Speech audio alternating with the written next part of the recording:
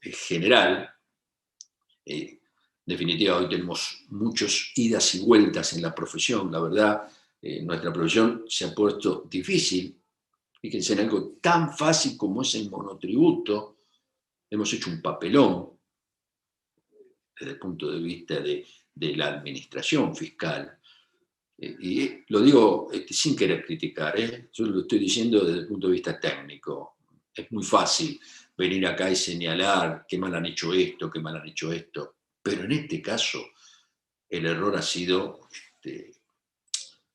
muy importante. A ver, ¿de qué estoy hablando? Estoy hablando que en nuestro país, con la actualización, el régimen de monotributo todos los años debe reexpresarse, porque estamos hablando de categorías que tienen montos y si hay inflación, esos montos hay que ir ajustándolos. La pauta de referencia de la ley es a un índice de movilidad previsional que está marcado en la ley 24.241, artículo 125, que en el año de punta a punta, en el año 2020, fue 35.30891. Ese índice, hablando de un 35%, reacomoda toda la situación. La ley fue del 21 de abril, que estableció ese índice, estuvimos esperando la consideración de cuál iba a ser el índice que se iba a utilizar el monotributo. Tarde la ley, 21 de abril, tarde la resolución 5003 es del 2 de junio, hoy tiene 10 días. Esa resolución estableció que había que recategorizar a los contribuyentes y en función de los nuevos parámetros se iba a aplicar esa categoría en forma retroactiva, porque si bien la recategorización, todo eso lo tenemos claro, se hace semestral, es en enero y tiene efecto para febrero, y cuando se hace en julio tiene efecto para agosto, esa recategorización que tenía efecto para febrero, la resolución 5003 también puso que desde enero en adelante había que aplicar con los nuevos valores y el contribuyente tenía que ingresar las diferencias. Y daba tiempo para ingresar esas diferencias al 20 de julio, el Día del Amigo. El contribuyente lo festejaba pagando esas diferencias y si las pagaba hasta el 20 de julio, también daba un plan de facilidades de pago, no había intereses. Es decir, hasta el 20 de julio no había intereses, pero si entraba en un plan de facilidades de pago, de ahí en más corrían intereses y entonces esto fue lo que se planteó. Pero cometiendo un error. ¿Por qué? Porque en materia de imposición, todos tenemos claro cuando hay un impuesto de ejercicio. Si yo tengo un impuesto de ejercicio, el legislador puede venir y cambiar las reglas de juego siempre dentro del ejercicio. Esto suele pasar en nuestro país. A ver, está por pasar ahora. Hay muchas empresas que ya están en el periodo, en el cuarto periodo posterior a la ley 27430, donde los primeros 3 periodos, ejercicios iniciados a partir del 1 de enero del 2018, los primeros 3 ya terminaron, y aquel que cierra ejercicio en diciembre está recorriendo el ejercicio 2021. A ver, 18, 19 y 20 ya terminaron. Una empresa que cierra en diciembre, hoy, parado en junio del 2021, está recorriendo su ejercicio 2021. El legislador acaba de modificar la pauta para liquidar el impuesto a las ganancias. ¿Es justo? Yo creo que no. ¿Es legal? Sí. Lo admite la legislación porque en definitiva es un periodo de ejercicio. ¿Va a terminar cuándo? El 31 de diciembre del 2021. Hay tiempo para corregirlo hasta el 31 de diciembre del 2021. Lo que no podría el legislador es corregirlo a partir del 1 de enero del 2022. Sería retroactivo. Eso en un impuesto de ejercicio. Ahora, en los impuestos instantáneos, como es el monotributo, en los impuestos donde hay un régimen de determinación no por el contribuyente, sino por la administración. Es la administración la que determina los montos determinados por el fisco. Cuando el contribuyente paga ese monto y tiene un efecto liberatorio. Se libera de la obligación. No puede venir luego la administración y decir, bueno, miren, cambiamos los valores porque nos atrasamos, los valores no son estos, son otros, y entonces aquel que pagó, a ver, el que estaba en la categoría H y había pagado un importe, ahora el nuevo valor le daba una diferencia de 2.450 pesos por mes. Él había pagado los 6.500, lo que correspondía, y ahora venía y se daba cuenta que el nuevo valor le estaba dando una obligación, desde mi punto de vista, no legal, y es por eso que se dieron cuenta y enviaron un proyecto de urgencia a nuestro Congreso para cambiar esta pauta. Un verdadero papelón. En definitiva, eso pasa con un régimen simplificado, algo que tendría que ser simple, muy fácil de liquidar. Esta última semana desesperó a todos los contadores, todo un ida y vuelta tremendo en la profesión, hasta que esta semana, el día miércoles, tuvimos la noticia de que se iba a foja cero con este tema. Bien, me voy a meter, esto simplemente para que ustedes estén al tanto de lo que pasa en nuestro país. Apenas tengamos la nueva ley, voy a tomar algún momento del sábado o fuera de programa, los voy a convocar para darles a ustedes la precisión del nuevo régimen de monotributo, porque sé que mucho les interesa, porque en definitiva son las primeras armas que tienen los profesionales dedicados a impuestos para poder tener clientes, y quiero que ustedes tengan esa información. Bien, entonces ahora sí me meto en la ley de procedimiento. Yo les decía sanciones administrativas, todo lo que tiene que ver con la ley 11.683, el capítulo de infracciones, que está con dos artículos extremos, que son los intereses resarcitorios, artículo 37 y artículo 52, el punitorio. Todo lo que está dentro, desde el artículo 38 al 51, establece este esquema de infracciones tributarias, que es lo que quiero analizar. Les puse también dónde está la referencia de las sanciones en materia previsional. Hay algunas que vamos a ver que están dentro de la normativa tributaria, y para que ustedes tengan la referencia, todo lo que tenga que ver con el mundo previsional, si viene el fisco y yo no di el alta temprana o tengo trabajadores no regularizados, ahí voy a tener que usar los dos textos, porque puede haber sanciones en la ley de procedimientos, pero también tengo que tener en cuenta que hay sanciones por la ley 18.037. Todo eso está esquematizado en esta resolución 1566. Y tengan también presente que cuando hay dolo, cuando hay engaño y hay montos superiores a 1.500.000, a 15 millones de evasión, ahí aparece la ley penal. Es decir, si el contribuyente tiene una conducta que está demostrando un ardid, un engaño, y el monto evadido supera 1.500.000 pesos, ya estamos en evasión simple. Si el monto supera los 15 millones, estamos en evasión agravada.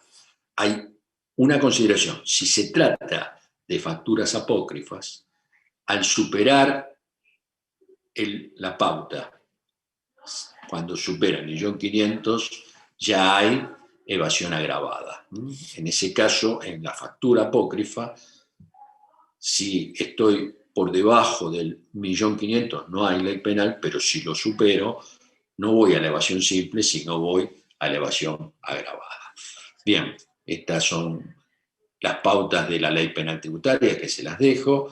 En definitiva, yo lo que quiero profundizar es este tema de las infracciones formales. Me voy a detener aquí, en este capítulo de infracciones formales, y recuerden ustedes que empecé comentando que no presentar una declaración jurada determinativa me da la posibilidad de que el fisco me aplique sanción formal. La sanción formal está prevista en el artículo 38. Es una multa automática que se da para los casos que el contribuyente no presenta declaración jurada al vencimiento. Si yo tengo que presentar la declaración jurada de IVA el 18 y no la presento, ya tengo una infracción a los deberes formales. La multa en este momento es de 200 pesos para los contribuyentes, personas humanas, sucesión indivisas, y se eleva a 400 a todos los demás sujetos. Ahí entran sociedades, fideicomisos, entidades civiles, sociedades todas, la sociedad anónima, la sociedad en comandita simple, la SRL. La distinción es persona humana y sucesión indivisa, el monto más bajo, 200 pesos, el resto, 400 pesos. Ahora, tengan presente que yo dije, no la presento, pero puede ser que la presente más allá del vencimiento. Son dos situaciones que pueden darse. La falta de presentación, yo nunca la presenté, o haberla presentado 2, 3 días después, haberla presentado con saldo a favor, con quebranto 2 días después. En las dos situaciones hay una conducta que el contribuyente infringió, no la presentó el vencimiento, pero creo que son dos situaciones totalmente distintas. Si yo nunca presenté la declaración jurada y viene el fisco, ahí por supuesto no voy a tener mucha defensa en el análisis, pero si yo presenté la declaración jurada 2 días tarde, porque el sistema no anduvo, o porque la presenté 2 días tarde porque no tenía dinero para ingresar, en definitiva, ahí, si bien hay una infracción a los deberes formales, la posibilidad de defensa es mucho más fácil. En definitiva, en esta sanción les tengo que decir que es multa automática. ¿Qué quiere decir que sea automática? Automática significa que el fisco no tiene que instrumentar la sanción. Vamos a ver que todo lo que tiene que ver con multas, ahora en el análisis de las infracciones formales, me voy a escapar un poquitito de esto y darle alguna idea, fuerza en este sentido. Las infracciones formales pueden ser pecuniarias, que son multas, pero también vamos a avanzar y vamos a ver que hay casos de clausura y también, podría decirle, interdicción y secuestro de mercadería. Hay 3 grandes sanciones que puede aplicar el fisco: multas, clausura, interdicción y secuestro de la mercadería. Para las multas, el procedimiento de aplicación de esa sanción está previsto en el artículo 70 y siguientes. ¿Cómo se aplica una multa? El fisco debe constatar el hecho. Aquí es fácil, porque lo constata desde su sistema. No presentó la declaración jurada de IVA de tal periodo. Ahí la constatación es fácil. Pero vamos a ver que también tipifica una infracción a los deberes formales no cumplir con un requerimiento o no registrar una operación, no exhibir un formulario. En esos casos el fisco tiene que constatar la infracción. ¿Se acuerdan en la determinación de oficio que el paso previo era que el inspector llegue al quantum de la obligación tributaria? Bueno, aquí el procedimiento de aplicación de sanción tiene características parecidas a la determinación de oficio. Hay un acta de constatación, luego hay una instrucción de sumario, parecido a la vista, se instruye el sumario, le llega una notificación por escrito al contribuyente, una instrucción de sumario, conforme al artículo 70 y siguientes, tiene 15 días hábiles administrativos para contestar, el contribuyente tiene que aportar su defensa, las pruebas que hacen a su defensa, y por último el fisco resuelve si me aplica o no la sanción. Y si me la aplica el monto, vamos a ver que hay sanciones, no como esta, que el monto está definido, sino que hay un monto mínimo y un monto máximo, que son graduables. El fisco en la resolución me sobresee, dice que no hubo mérito, o me aplica la sanción y también, en ese caso, la gradúa. Insisto, procedimiento de aplicación de multa, 3 partes, instrucción de sumario, contestación, resolución. Ante esa resolución, yo tengo los recursos previstos en el artículo 76, 76A, 76B. 76A, recurso de reconsideración. 76B, tribunal fiscal. Sin embargo, en materia de infracciones a los deberes formales, la posibilidad de ir al tribunal fiscal es muy limitada. ¿Por qué? Porque el tribunal fiscal tiene montos para su competencia. No lo dije en impuestos, sí es necesario que lo diga en materia de multas, porque el monto de la multa se puede ir al tribunal fiscal cuando el monto de la sanción sea superior a 25.000 pesos. Materia de impuestos, ¿esto dónde está? 159B. Materia de impuestos, 159A también me dice, para ir por impuestos superior a 25, para ir por quebrantos o modificación de saldo a favor superior a 50.000. No lo dije porque en la práctica ver una determinación de oficio por menos de ese importe no se da, porque el fisco, si es un importe pequeño, ni avanza en la determinación de oficio. En cambio, las multas es distinto porque el fisco sigue, una vez que aplicó, si el contribuyente no paga, el fisco sigue y además las multas uno siempre las sigue toda la cuestión porque mientras la vaya defendiendo, vaya poniendo recursos, la multa no hay que pagarla. Solo se pagan las multas que quedan firmes. Mientras yo puedo ir a distintas instancias, puedo seguir recorriendo la vía judicial y no pagar la sanción, es un derecho que que está previsto en la ley de procedimiento. Entonces, voy con esto. Llegó la resolución, tengo artículo 76, inciso A, reconsideración, 76B, tribunal fiscal, para muy pocos casos de multa por infracción a los deberes formales. O sea que tengo que ver si puedo ir al tribunal fiscal. Si yo voy por el recurso de reconsideración, es muy posible que el fisco insista en la cuestión. Me aplica una multa, yo avanzo en la discusión, el fisco me va a terminar aplicando la sanción. De ser así, yo tengo la posibilidad de ir a la justicia. ¿Dónde está esto? Artículo 82, inciso A, puedo ir a la justicia ordinaria.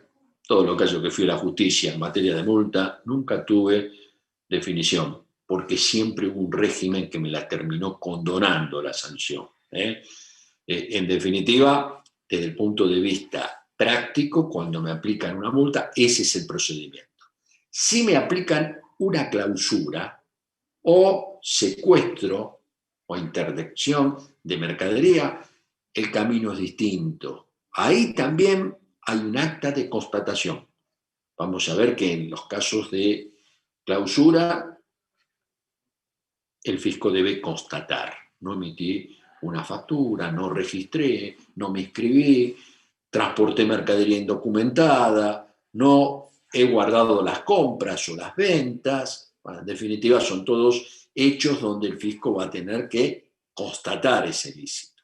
Cuando lo constata, me cita a una audiencia del artículo 41. La audiencia no puede ser en un plazo menor a los 5 días de la constatación, me cita en la audiencia, yo en la audiencia puedo llevar el escrito que hace al descargo. En definitiva, una vez que el fisco toma audiencia, tiene un plazo para resolver, resuelve, el plazo no puede ser mayor a los 10 días, ni menor a los 2, en definitiva, el fisco esto lo cumple a su manera, si resuelve a los 6 meses, ponen la fecha de resolución 6 meses antes, y con eso cubre su situación, y cuando el fisco resuelve sobre la clausura, yo tengo la posibilidad de hacer un recurso administrativo dentro de los 5 días, 77 de la ley.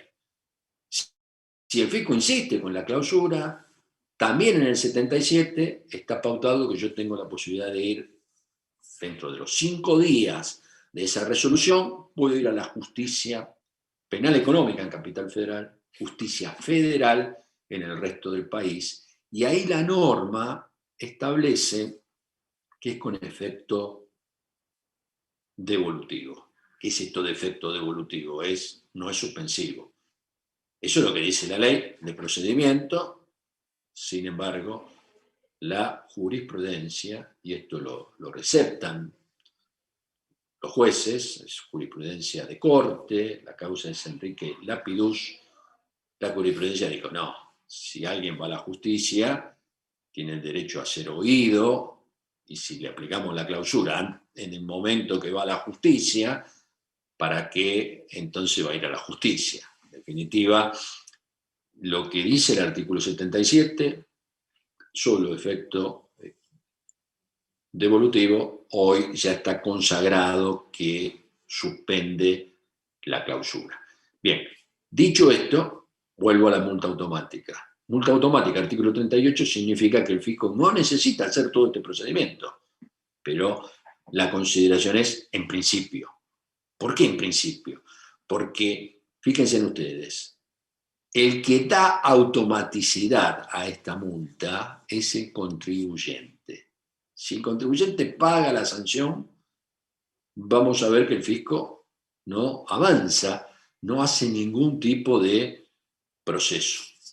Pero la ley está pautando en el artículo 38, segundo párrafo, que si el contribuyente presenta la declaración jurada y no paga la multa, el fisco tiene que iniciar el proceso. O sea que se pierde la automaticidad. En definitiva, el régimen va a ser automático solo si el contribuyente es consciente. Para que esto suceda, la propia ley establece que el contribuyente, que siendo notificado por el fisco, lo notifica. Humberto Díez no presentó su declaración jurada de IVA de febrero, me notificó.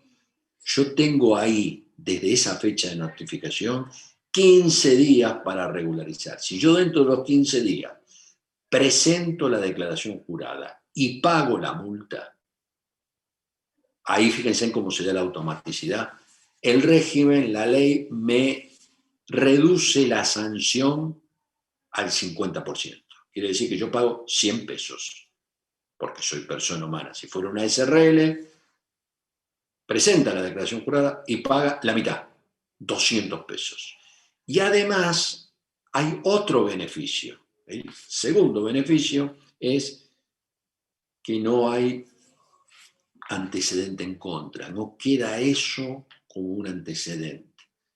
Esto del antecedente en contra es porque muchas de las sanciones graduables, cuando la norma habla de 150 pesos a 2.500, las infracciones formales, cuando la norma habla de 2 a 6 veces algún tipo de defraudación, la graduación tiene que ver con los antecedentes del contribuyente. Entonces, un incentivo para no tener antecedentes es este que me da la norma en este tema puntual, que yo una multa automática, si regularizo la situación dentro del plazo de 15 días de la notificación y pago la sanción, se reduce el 50%. Por supuesto, esto solo es, este beneficio solo lo es para aquel que presenta la declaración jurada, o el que la presentó en forma extemporánea también lo tiene. también lo tiene. Lo que pasa es que tengo que corregir lo que estoy diciendo. Si yo presenté la declaración jurada 3 días tarde y el fisco me notifica que estoy dentro de la multa automática, a partir de ahí tengo 15 días. ¿15 días para qué? Para pagar la multa, porque yo la declaración jurada ya la presenté. La presenté tarde, pero la presenté. Me notifican, yo tengo entonces un tiempo, 15 días para pagar la multa a la mitad. Pago la multa a la mitad, dos beneficios. El primero, pagué la mitad, el segundo, no tengo un antecedente en contra. No pago esa multa, no la pago. Me notificó el fisco.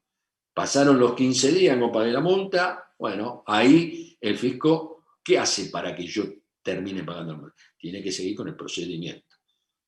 ¿Cuál es el procedimiento? Toma la notificación como cabeza de sumario.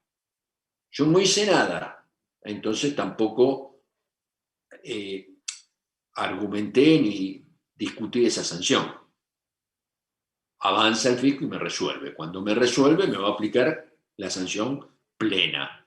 No tuvo el fisco la posibilidad de reducirme la sanción porque yo no cumplí, no pagué dentro de los 15 días la multa para reducir la sanción a la mitad. Tengo muchas más cosas para decirle, pero les he dado las ideas fuerza de esta consideración. A ver, una más les voy a dar.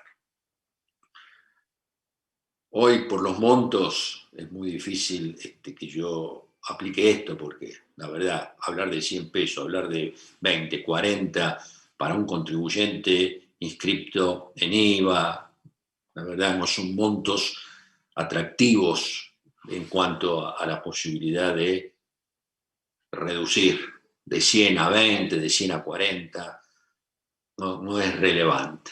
Si fueran otros montos, por supuesto, que si todo eso se reexpresara, podríamos tener sentido. Pero igual se los quiero contar porque está en una instrucción 6, la instrucción 6 del 2007, de julio del 2007, en el punto 361 establece que los contribuyentes que antes de la notificación hubiesen regularizado el deber infringido. No estamos hablando de, por supuesto, esto solo puede darse para aquel que presentó tarde la declaración jurada.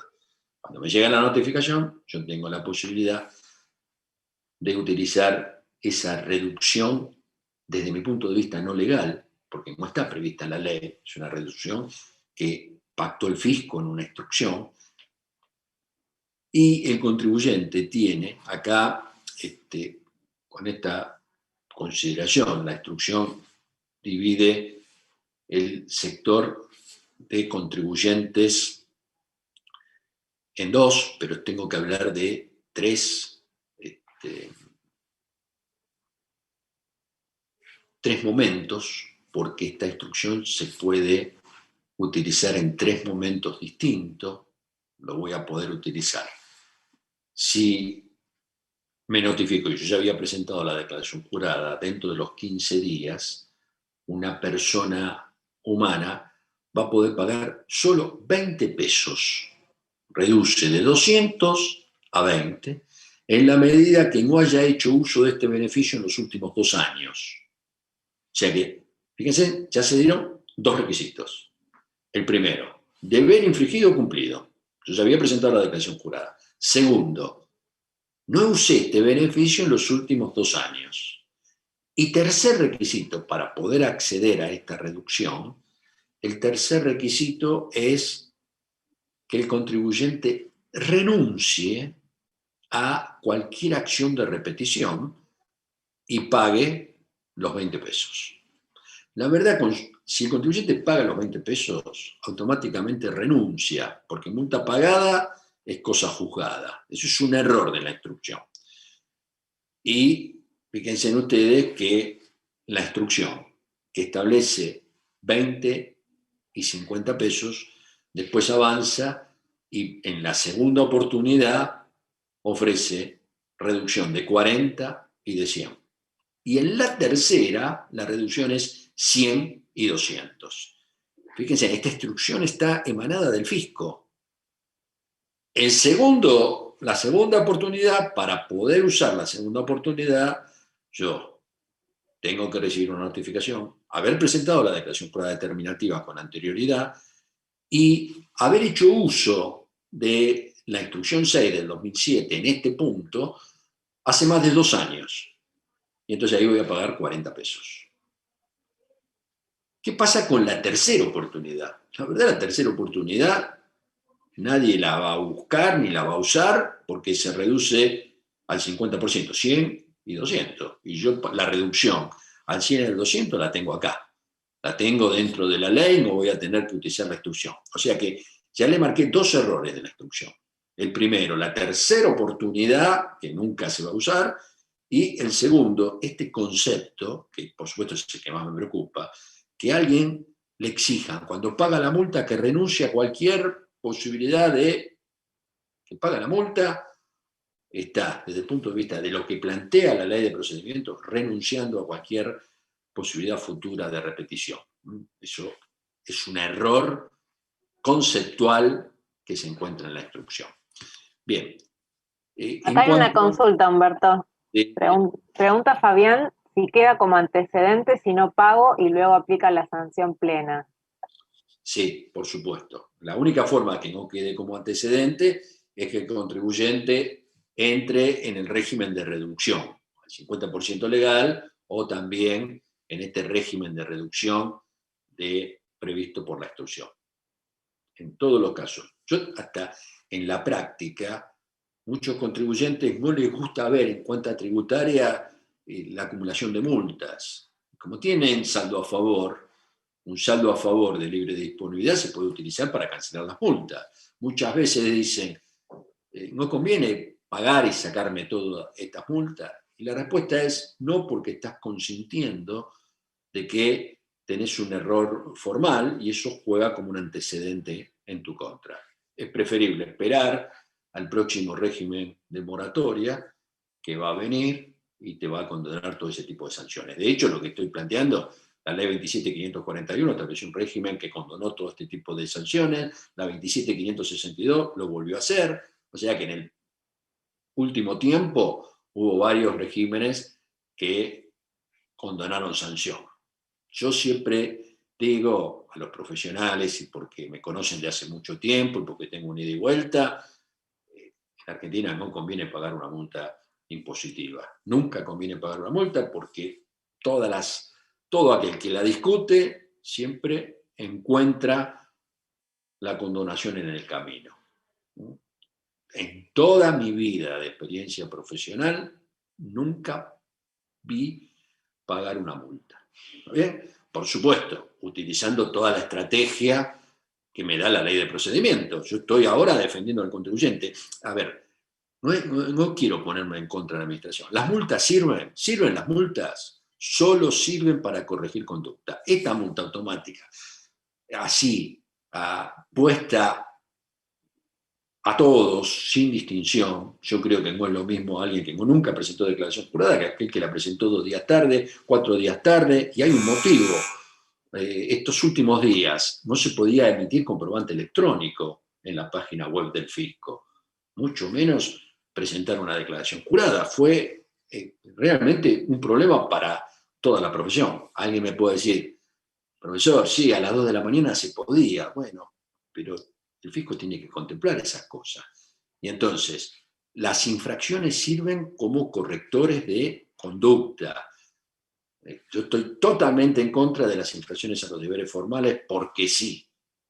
Tiene que aplicarse cuando el contribuyente no presenta una declaración jurada informativa y uno se la pide y sigue sin presentarse. Hay situaciones puntuales que merecen un correctivo por parte de la administración a los contribuyentes. En el mundo ya no hay infracción a los deberes formales. La verdad, nosotros deberíamos copiar lo que hace otras administraciones.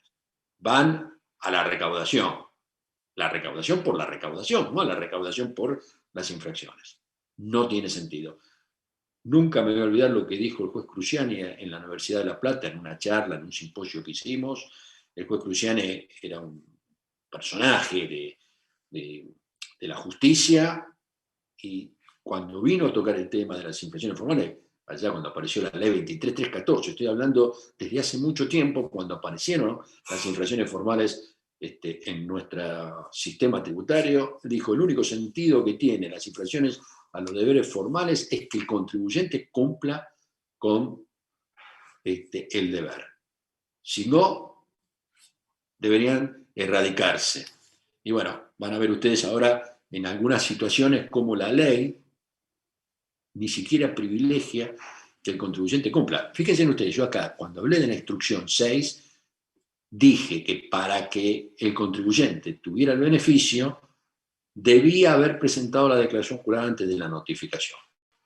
Ahora vamos a ver en alguna parte de la ley cómo se establece beneficios sin cumplimiento del deber formal infringido.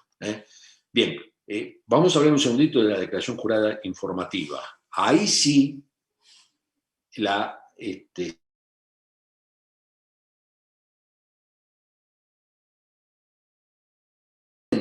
tiene que haber un seguimiento, porque muchas veces las declaraciones juradas informativas le dan al fisco datos o pauta para poder administrar.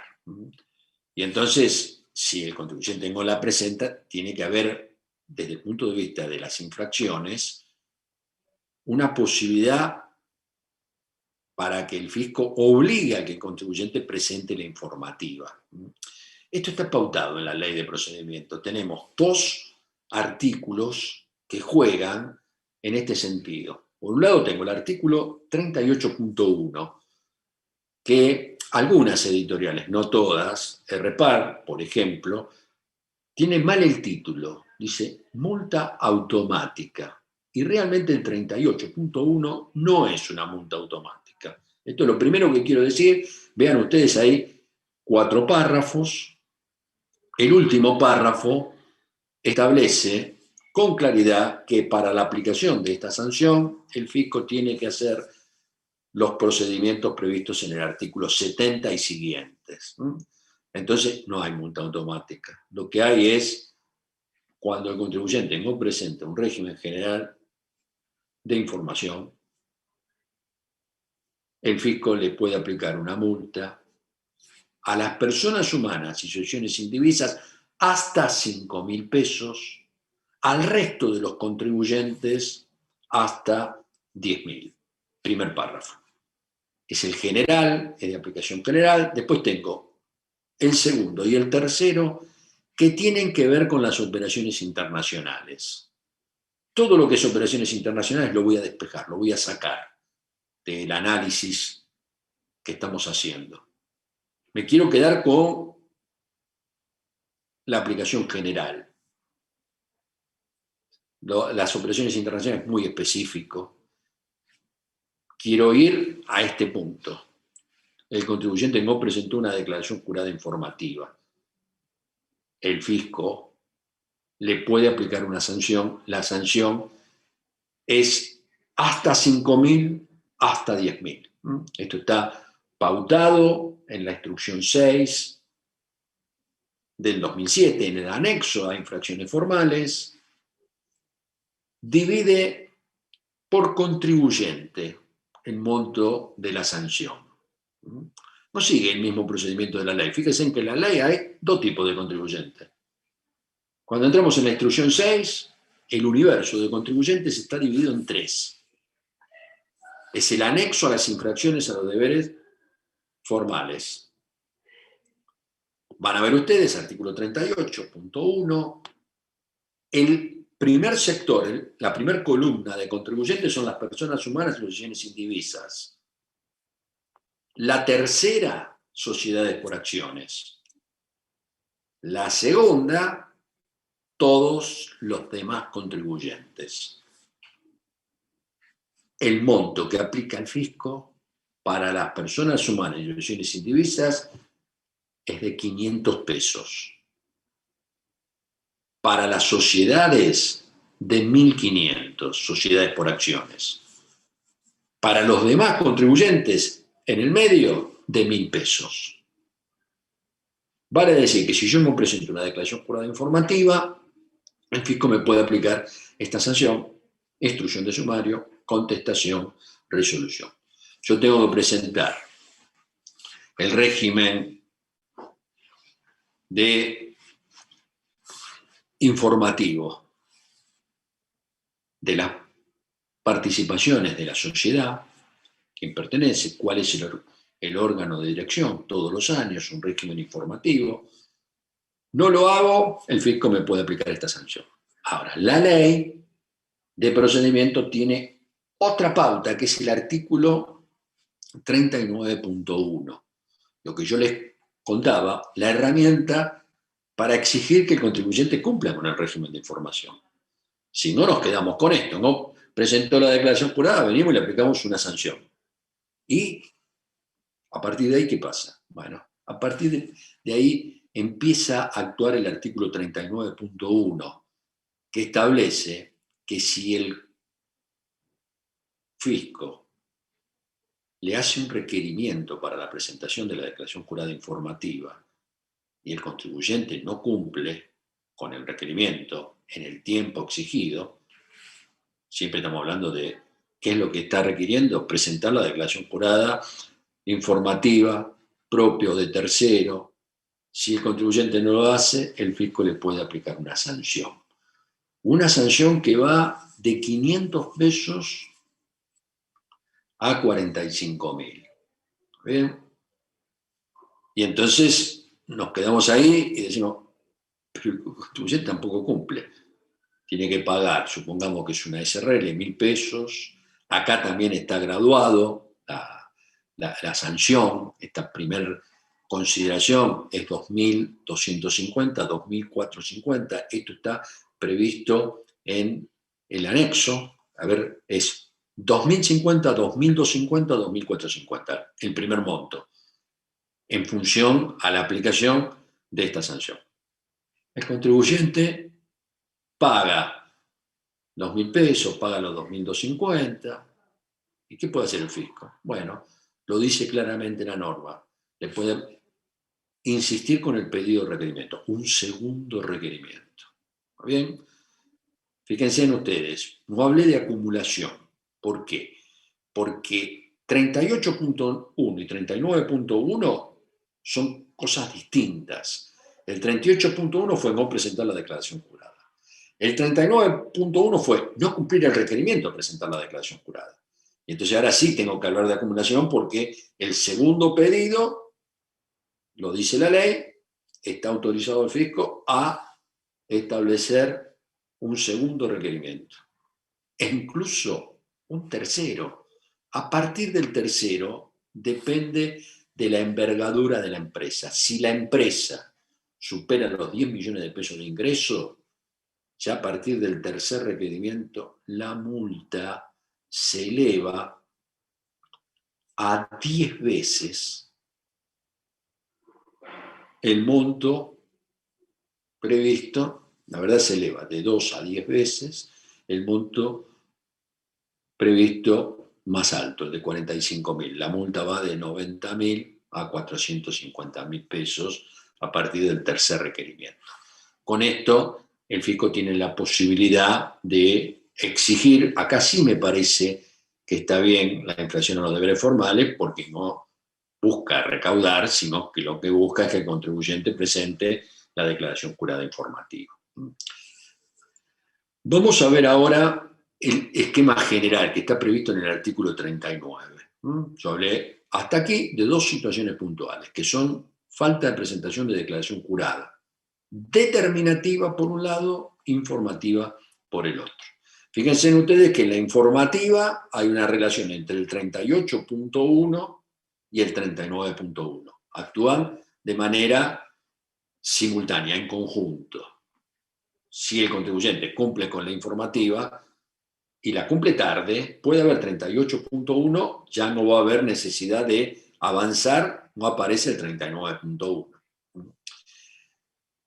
Vamos a ver ahora el artículo 39, que es el artículo que más se usa en la práctica, porque es el artículo de aplicación general. El artículo 39 tiene 5 párrafos.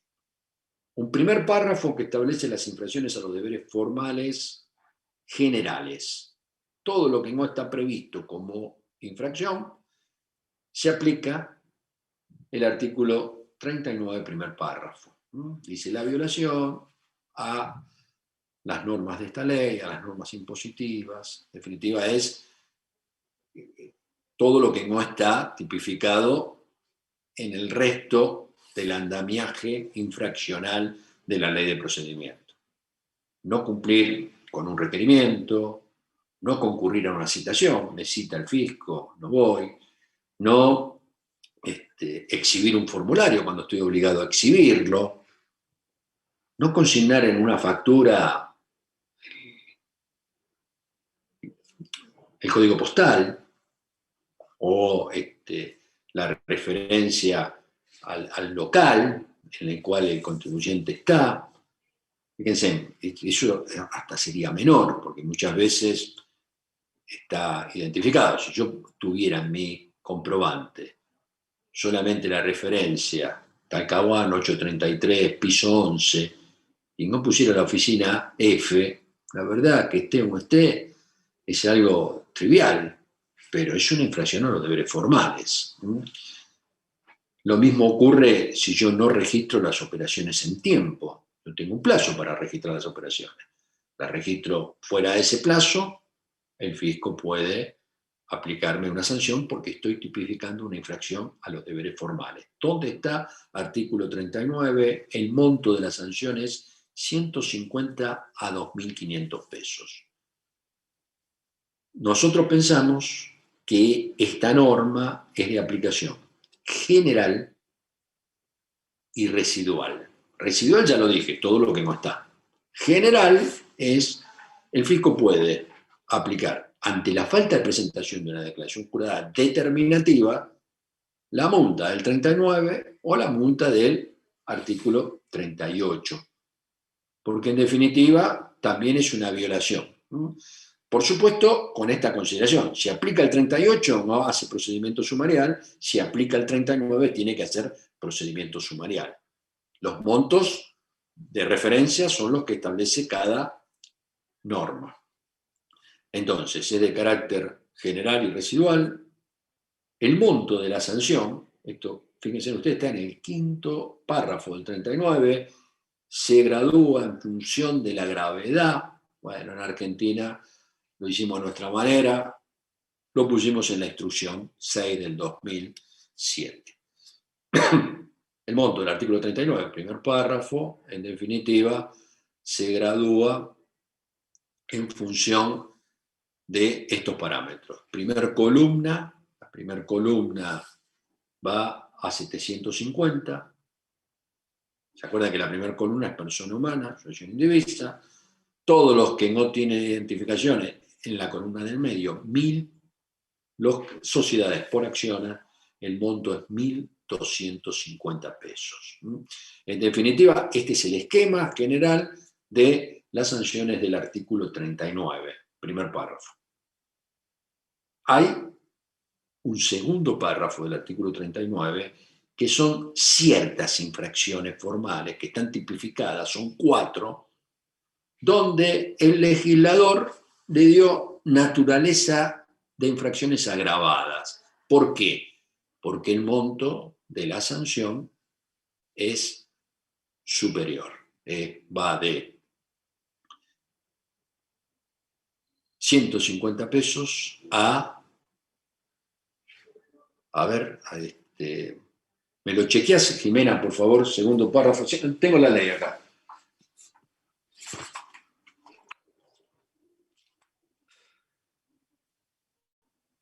Monto del segundo párrafo del artículo 39 de la ley de procedimiento. Me parece, profesor. No, ya está, ya lo tengo acá. 39, segundo párrafo, va, sí, 150 a 45.000 pesos. Ese es el monto de las infracciones formales, segundo párrafo del artículo 39, y este monto se aplica en estos 4 casos. El primero, cuando el contribuyente tenga mal designado su domicilio fiscal. La verdad, cuando existan problemas con el domicilio fiscal, entonces algo que el fisco le ha dado tremenda importancia. ¿Cuál es el domicilio fiscal del contribuyente?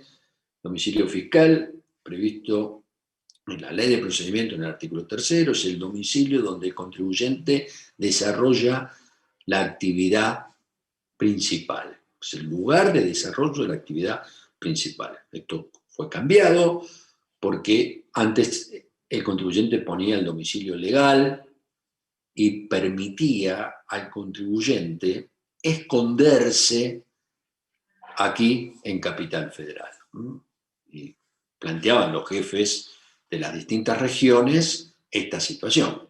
Una cosa es que SACOA, que está en Mar del Plata, o que una concesionaria en Neuquén sea contribuyente identificado a esa jurisdicción, donde el fisco hasta tiene una visión de la actividad de esos contribuyentes, y otra es que los contribuyentes busquen un domicilio legal en Capital Federal y pasen acá a ser un número más, y pierda el control el jefe de la región. Cuando el fisco empezó a dividir la recaudación por regiones y empezó a plantear que se perdía la recaudación en algunas regiones, los jefes de región dijeron, pero acá hay un problema de fuga de los contribuyentes. Bueno, ¿cómo se corrigió? Con el domicilio. Con el domicilio fiscal en el lugar de la administración efectiva de las operaciones.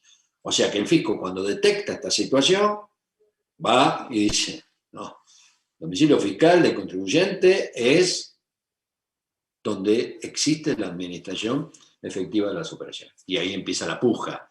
Si el contribuyente no se va, bueno, una alternativa, esta infracción formal es agravada y entonces tiene la posibilidad el fisco de plantear una sanción un poco más fuerte. El segundo tema tiene que ver con la resistencia pasiva a la fiscalización.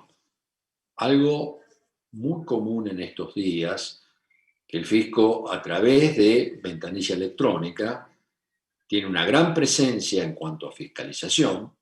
En materia de fiscalización, tengan presente que el fisco avanza a través de requerimientos, pide la información, y nosotros tenemos algo bueno, no sé si esto Patricio se los dijo cuando vio el tema de fiscalización, a mí me interesa contarle esto porque es para el contribuyente. Todos los contribuyentes tienen la posibilidad de cargar un servicio web que se llama CEFI, que es el seguimiento de la fiscalización. Todo aquel contribuyente que está fiscalizado puede cargar este servicio y entonces el contribuyente está monitoreando qué pasa con la inspección. ¿Quién es el inspector, el supervisor? ¿Cuáles son los impuestos que le están analizando? ¿Cuál es el estado de la inspección? Si está cumplido los requerimientos, si está pendiente de cumplimiento el requerimiento, si está en estado de análisis por parte del fisco. Bueno, la verdad es muy interesante esa herramienta a favor de los contribuyentes para evitar cualquier manipuleo de la situación por parte del inspector.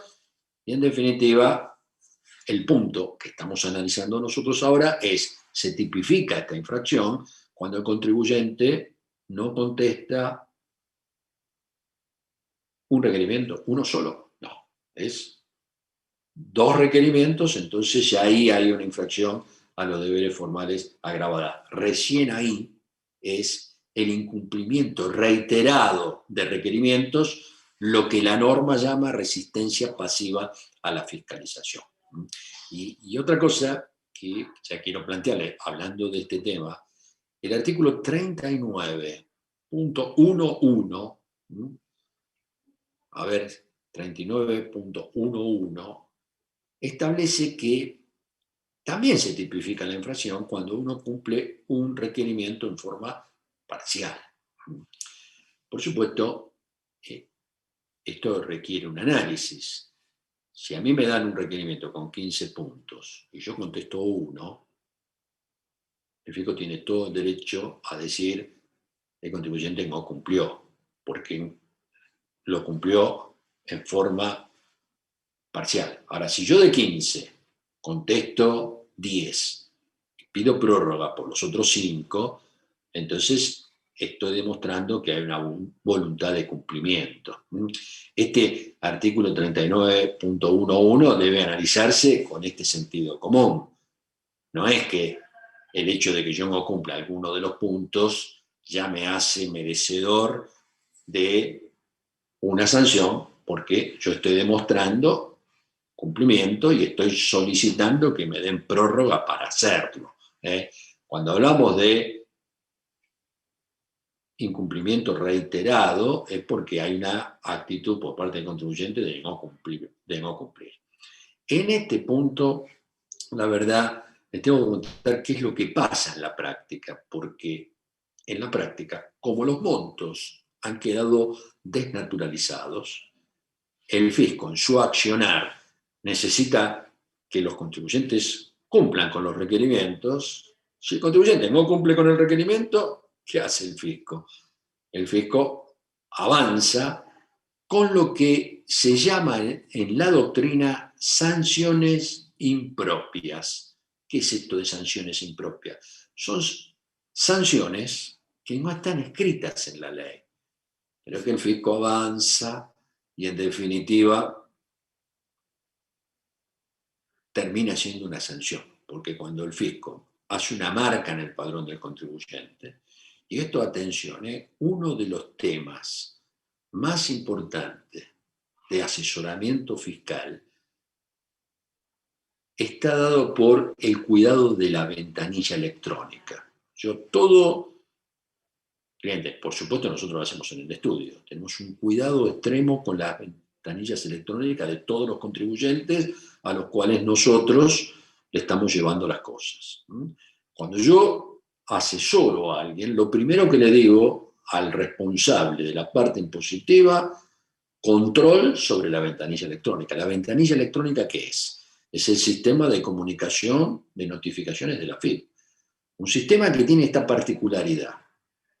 Yo me considero comunicado cuando se produce la apertura. Yo ya se los había dicho esto, pero se los quiero repetir. Cuando yo hago la apertura, estoy comunicado, el plazo comienza a correr a partir del día siguiente a esa comunicación. Ahora, ¿qué pasa si yo no hago la apertura? Yo tengo la comunicación, ni entro en ventanilla electrónica. ¿Está bien? Yo tengo que entrar a ventanilla electrónica para hacer la apertura de la notificación, pero no entro. Y entonces, ¿podríamos decir que nunca me notificaron? No. La pauta es que si yo no abro la notificación, se considera realizada a partir del día lunes hábil siguiente. Entonces, por supuesto, el plazo comienza a correr a partir del martes.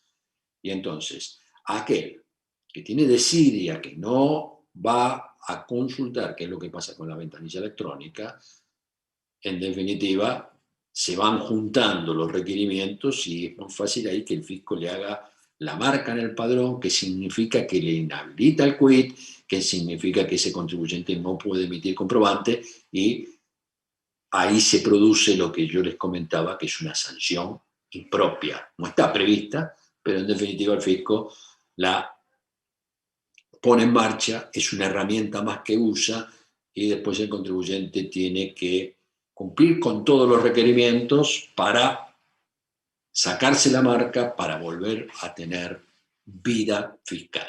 Cuando el fisco le cancela la quit a un contribuyente, automáticamente lo deja fuera de posibilidad de actuar. Yo no comparto eso, no lo comparto para nada. El tema de la inhabilitación del quit debería estar solo reservado para casos extremos, no para estos casos de desidia por parte del profesional o de la persona encargada del seguimiento de la ventanilla electrónica. Bien, sigo con el artículo 39. Yo les estaba diciendo, artículo 39, segundo párrafo, 4 casos de gravedad, les di 2. Les di domicilio fiscal, resistencia pasiva a la fiscalización, que es el incumplimiento reiterado de requerimiento. Me quedan otros dos que tienen que ver con las operaciones internacionales. Tiene que ver con la posibilidad de que se presenta precio de transferencia, el fisco puede pedir información sobre esa declaración jurada o puede pedir los libros y registros de donde surgen. Los dos incumplimientos son considerados agravados y por eso tienen la aplicación de la infracción formal del segundo párrafo. Vamos al tercero, este punto de conexión del 39 con el 38. El tercer párrafo del artículo 39 dice: las multas del artículo 38 son acumulables con la del 39. Y entonces aquí se ha generado un debate doctrinario. La verdad, no voy a hablar del debate, simplemente contarles cuándo se aplica esta norma, cuándo hay posibilidad de acumular la multa automática del 38 con la del 39. Vieron que me referí a ese tema en las declaraciones juradas informativas, la conexión entre el 38.1 y el 39.1. Bueno, acá, la conexión entre el 38 y el 39 puede darse. Yo no presenté una declaración jurada. No presento una declaración jurada y el fisco me notifica. Recuerden que si el fisco me notifica y yo no presenté la declaración jurada, puedo, dentro de los 15 días, presentar la declaración jurada y pagar la multa. Ahí obtengo el beneficio de reducción de la sanción al 50% y el beneficio de que no es un antecedente en contra. Ese camino ya lo vimos. Ahora yo voy a plantear otro camino, que se da mucho en la profesión, que el fisco tendría que estar atento a esto. Me siento con un contribuyente, tenés que pagar bienes personales 8 millones de pesos. No, yo no quiero pagar bienes personales 8 millones de pesos. Lo tenés que pagar, uno le hace toda la prueba, yo no quiero. Bueno, sí. No quiero pagar ni presentar declaración jurada. Que me vengan a buscar. Contribuyente rebelde. La verdad, está mal, pero es la decisión del contribuyente. Entonces, yo le tengo que decir, no, mirá, si no presentas la declaración jurada, te pueden aplicar pago provisional de impuesto vencido. Te puede venir el fisco a hacer la determinación de oficio, lo que comencé diciendo hoy. Y también tengo que abrir el abanico de, mirá, si no presentas declaración jurada, te van a aplicar una multa de 200 pesos. Contribuyente, 18 millones, 200 pesos, pago los 200. No, pero hay que esperar que el fisco nos notifique. No, pago los 200 pesos. Ese contribuyente pagó 200 pesos. ¿Y qué pasa? Insisto, tiene el fisco la posibilidad del pago provisorio, la determinación de oficio, pero yo ahora estoy hablando de infracción a los deberes formales. Le puede volver a aplicar otra multa porque el contribuyente persiste en su error. ¿Se entiende esto? Yo estoy parado, venció la declaración jurada. El contribuyente fue notificado porque no presentó la declaración jurada, multa automática. El contribuyente, una vez que lo notifica, dice, voy y pago los 200 pesos. Por supuesto, está pagando la multa plena. Y la declaración jurada no la presentó. Y entonces ahí es donde se puede aplicar el artículo 39. Tercer párrafo del 39. La multa del 39 ahí es acumulable con la del 38. ¿Por qué? Porque persiste. Fíjense, esto está en el artículo 38, segundo párrafo, última oración. La última oración dice que en el caso que el contribuyente no presente la declaración jurada o no pague la multa, es uno u otro, el fisco deberá llevar adelante el procedimiento sumarial. Ahí es donde hay una conexión entre el artículo 38 y el artículo 39. Bien. Cuarto párrafo del artículo 39. A ver, ¿por qué nació? ¿Qué es lo que significa? Lo voy a contar cuando no existía. Hoy el cuarto párrafo del artículo 39 establece la posibilidad de aplicar tantas sanciones como reiterativos incumplimientos del mismo deber formal. Eso es lo que dice el párrafo. ¿Por qué dice esto? Porque cuando no existía, insisto con esto, la posibilidad de aplicar multas independientes ante el incumplimiento de un mismo deber formal. El mismo incumplimiento, el fisco le puede aplicar distintas sanciones. Esto, cuando no estaba el párrafo, una causa Omar Merlos y compañía, que llegó a la Corte, le dieron la razón al contribuyente ante esta situación. Insisto, no estaba este párrafo. Este párrafo fue agregado por la ley 23314 hace mucho tiempo, pero con anterioridad le pidieron a un contribuyente los depósitos bancarios. El contribuyente no se los dio. Estoy hablando de una época donde no existía la facilidad que hoy. Si hoy no dan los depósitos bancarios, se los piden al banco, el banco le da todo el extracto. No tiene problema. Es más, el fisco ya lo tiene porque el banco tiene obligado a pasar. Pero estoy tomando el hecho puntual. Ahora lo voy a llevar a la práctica de otra manera. Pero el hecho puntual de Omar Merlos fue: me da los depósitos bancarios, no te los doy, te aplico sanción. Después de la sanción, el contribuyente pagó la sanción, el fisco dijo: ¿me da los depósitos bancarios? El contribuyente dijo: ya te dije que no te los doy. Cuando el fisco le aplicó la sanción, el contribuyente dijo: no me puedes aplicar 2 sanciones por un deber infringido. ¿Bien? Conclusión: la Corte terminó dándole la razón al contribuyente. No se podía aplicar la misma sanción ante el incumplimiento, ante el mismo deber infringido, pero la ley evolucionó y evolucionó como corresponde. Yo estoy de acuerdo con lo que dice este párrafo.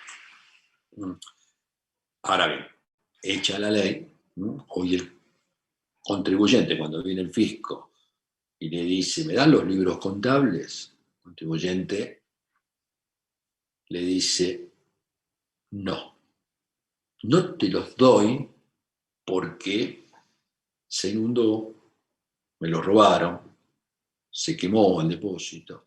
Entonces, fíjense ustedes que ahí hay una imposibilidad de entrega, a lo que el fisco ahí pierde este accionar, ya no puede. A ver, por supuesto, por la primera consideración va a haber una infracción. Nadie está diciendo que por la primera no hay infracción. Lo que pasa es que el fisco no va a poder reiterar el pedido porque hay una imposibilidad por parte del contribuyente de entregarlo. En ese caso, echa la ley, echa la trampa. Lo estoy planteando en una situación técnica, no estoy aconsejando que se haga eso. Por favor, interprétenme. Yo estoy dando la clase técnica, no es que estoy diciendo qué es lo que hay que hacer. Bien, todo esto lo vimos, el tema de multa automática, multa con sustanciación. Me queda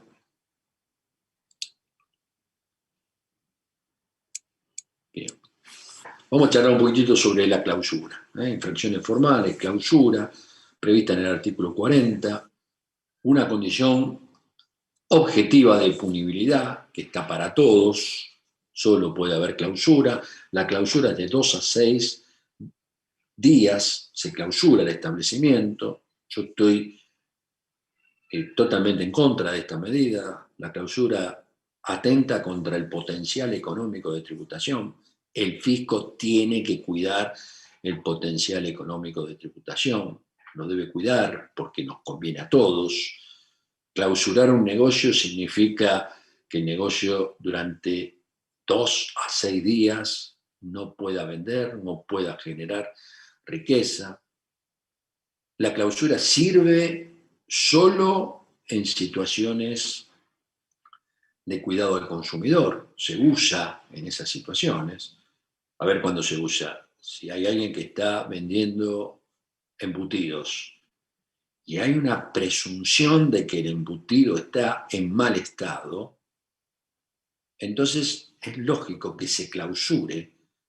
Se clausura para hacer la muestra de si el chorizo está en mal estado, el análisis bromatológico, y si no lo está, levantamos la clausura y si lo está, mantenemos la clausura hasta tener la confianza, la seguridad de que todos los otros productos están bien. Y digo el tema del chorizo porque una de las cosas, cuando el fisco arrancó con la clausura, que me produjo escozor, fue en Patio Bullrich, nuestro Patio Bullrich, hay un negocio, imagínense el Patio Bullrich, bien paquete, un negocio que vende embutidos. Lo que debe ser ese negocio para vender embutidos en Patio Bullrich. Valenti, que está arriba, a Valenti lo clausuraron. El fisco lo clausuró, estuvo clausurado porque Valenti no había puesto el número de local. Es decir, tenía la factura, tenía la identificación, la quit. Industria Valenti, todo aquel que frecuenta Patio Bullrich sabe que dónde está Industria Valenti, qué es lo que vende, pero faltaba el local. Y la verdad, eso es un absurdo. Es lo formal por lo formal mismo, porque no había necesidad. Tanto es así, fue tan absurdo que después el fisco fue evolucionando y dijo la no emisión de factura o su emisión defectuosa. Pero está aclarado que es emisión defectuosa. Es cuando en la factura falta los dos elementos identificatorios, la quit o la razón social. Si hay uno de ellos, ya no es una falta grave. A ver, si yo tengo mi recibo, mi documento fiscal, yo puedo emitir recibo o factura. Yo emito factura, yo soy responsable inscripto. Tengo mi quit o la referencia de Humberto 10, ya estoy. Porque la verdad mi quit es único. Y mi nombre identificado a el estudio donde estoy también es único. Entonces, no hace falta que estén los dos. Por supuesto que sí hay una infracción al artículo 39, si yo omito mi nombre y pongo solo el quit. Pero no es una falta grave que me lleve a la clausura.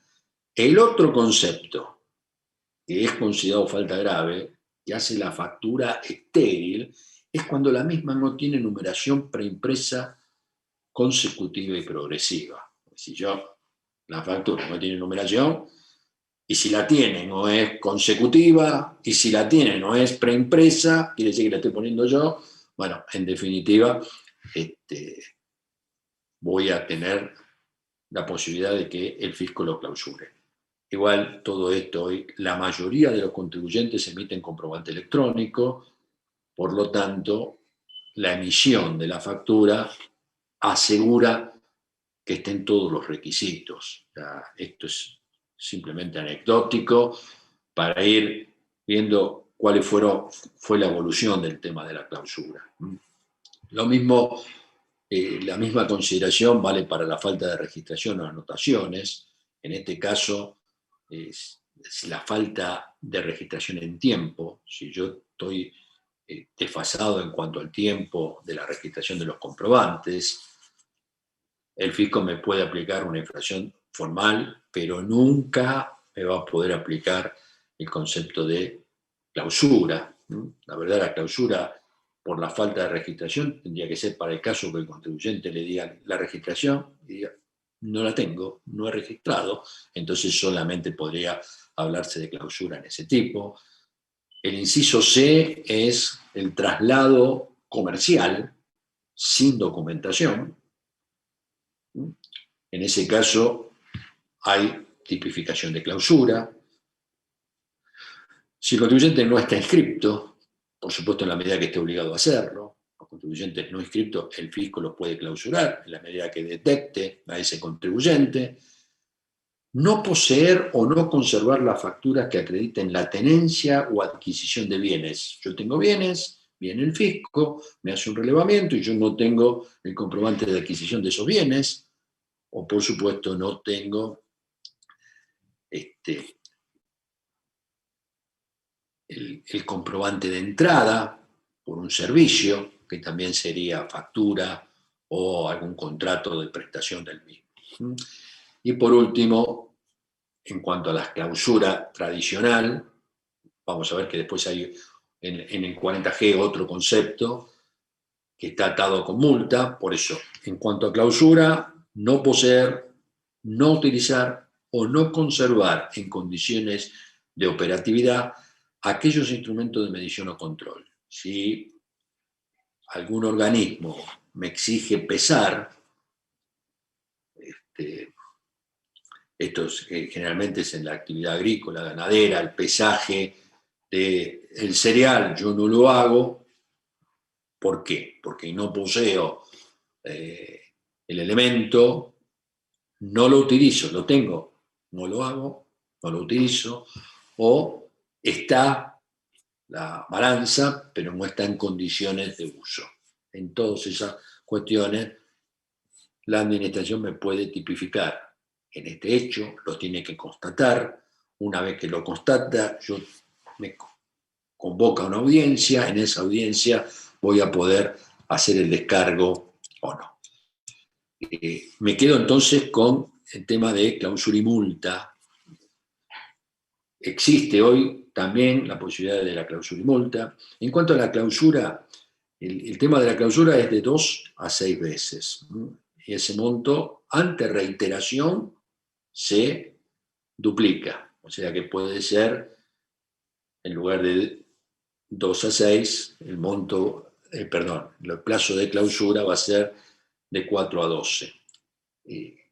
Un concepto, porque no está en la ley, cuando hay reiteración, esto está en la instrucción 6 del 2007, tiene que haber reiteración, pero a partir de un hecho firme, de una sanción firme. Yo tengo que haber sido sancionado con clausura, la sanción tiene que estar firme, quiere decir que yo no la haya recurrido esa sanción, me aplicaron, quedó firme, desde ahí se computan los 2 años para que exista reiteración de la conducta. Eso está en la instrucción 6 del 2007. Está antes del punto que yo había citado antes, 361, es el punto 3316, y que especifica el tema de la reiteración. Se lo digo porque eso en la práctica es importante tenerlo en claro. Y después me queda ahora ver el tema de clausura y multa. Durante mucho tiempo existía la sanción compuesta, a partir de la ley 27430 ya no. Solo para este caso, aquel establecimiento que tenga por lo menos 10 empleados va a tipificar esta sanción cuando el 50% o más del personal relevado, vino el fisco, hizo una relevación del personal, se encuentra sin registrar. Aun cuando el contribuyente estuviese dado de alta como empleador, no importa, si el contribuyente está dado de alta como empleador, pero hay más del 50% que está sin registrar, que sin registrar es, no se le dio el CAT a esa persona, se lo tiene como personal marginal, el fisco lo detecta, entonces ahí se puede aplicar la clausura y la multa. A ver, la multa se aplicará a quienes ocuparen trabajadores en relación de dependencia y no lo registraren, y o declararen con las formalidades. O sea que si estoy acá, estoy también tipificando en la multa, clausura y multa, la sanción es una sanción compuesta solo en este caso. Bien, hasta aquí el tema de las infracciones. Me queda un tema de presunciones, que lo quiero hablar con ustedes. Estuve corriendo para llegar a este tema. No había dado el tema de las presunciones legales. Me quiero meter en qué alternativas tiene el fisco a partir de la presunción legal de ir armando el ajuste en los distintos impuestos. Vamos a hablar de específicamente Me voy a meter en el artículo 18. Recuerden que el artículo 18 es el que habla de las presunciones, tiene 5 párrafos. El tercer párrafo establece como principio general, se admitirá como presunción, salvo prueba en contrario, y eso de salvo prueba en contrario es para darle la posibilidad al contribuyente que haga su defensa. Ese salvo prueba en contrario significa que priva la base cierta sobre la base presunta, pero me gustaría plantearles a ustedes 2 situaciones, a ver si llego a tiempo para darles esas 2 situaciones. ¿Cómo procede el fisco y por qué el fisco procede así? ¿Cuál es el camino? Esto no está en ninguna bibliografía, simplemente es el resultado de haber estado en muchos procesos donde se aplicó esta situación. Me quiero parar en el 18C, estoy 18, tercer párrafo, inciso C, diferencia de inventario. ¿Qué es lo que pasa cuando viene el fisco y hace un recuento de diferencia, un recuento de unidades físicas y producto de ese recuento tenemos una diferencia de inventario? Inventario es la ecuación de unidades físicas por valuación. Y entonces, un parámetro que generalmente usa el empresario para bajar el impuesto a las ganancias es disminuir ese stock, ese inventario. Se puede disminuir por unidades o se puede disminuir por valuación. Lo que yo ahora voy a hacer es reconstruir cómo el fisco detecta esa diferencia. Yo he visto muchos procesos de tomas de inventario por parte de la administración. Si yo lo tuviera que hacer, lo haría solo en aquellos lugares donde es fácil mensurar el inventario. Nunca lo haría en una fábrica de vidrio, por ejemplo. Lo he visto hacer. Porque en una fábrica de vidrio, ir a hacer un inventario es una cosa muy difícil. Hay que conocer de materiales, hay que ver qué es la sodasolva y la arena, la dolomita, todo muy parecido. Es difícil ver lo que está dentro del horno en un proceso industrial. Lo mismo ocurre con una casa de repuestos. Hacer un inventario en una casa de repuestos me parece que es totalmente inapropiado. Sí, es mucho más fácil hacerlo en una bicicletería, en una casa de prendas de vestir, porque ahí el que va tiene el control. Bicicleta, rodado 24, rodado 26, ambos, saco, pantalón. El que va hace el recuento y tiene la posibilidad de hacerlo en forma certera.